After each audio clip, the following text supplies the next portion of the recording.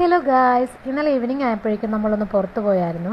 അപ്പോൾ നമ്മൾ ആ ചെന്ന സ്ഥലത്ത് ഈ ഒരു മരം അവിടെ ഉണ്ടായിരുന്നു. ശരിക്കും പറഞ്ഞാൽ ഞാനിത് കണ്ടില്ല കേട്ടോ. ഞാനിങ്ങനെ വേറെയൊക്കെ വീഡിയോസൊക്കെ ഇങ്ങനെ എടുത്ത് നടക്കുമ്പോൾ ചേട്ടനാണ് എന്നെ ഇത് കാണിച്ചു തന്നത് കേട്ടോ.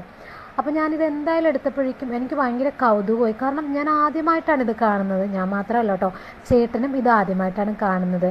എന്തായാലും ഇതൊരു കഴിക്കാൻ പാടില്ലാത്ത ഒരു പഴമാണ് ഇതിലുള്ളതെന്ന് എനിക്ക് മനസ്സിലായി. കാരണം അതിൻ്റെ ചുവട്ടിൽ നിറയെ ഈ പഴം വീണ് കിടപ്പുണ്ടായിരുന്നു. അപ്പോൾ എന്തായാലും എനിക്കിതെന്താണെന്ന് അറിയില്ല കേട്ടോ.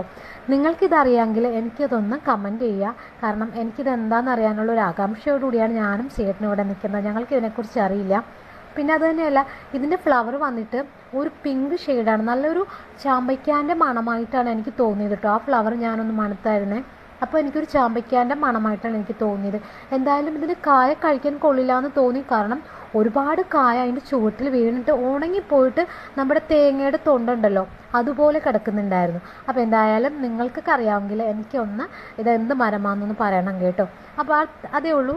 അടുത്ത വീഡിയോയിൽ കാണാം. ബൈ.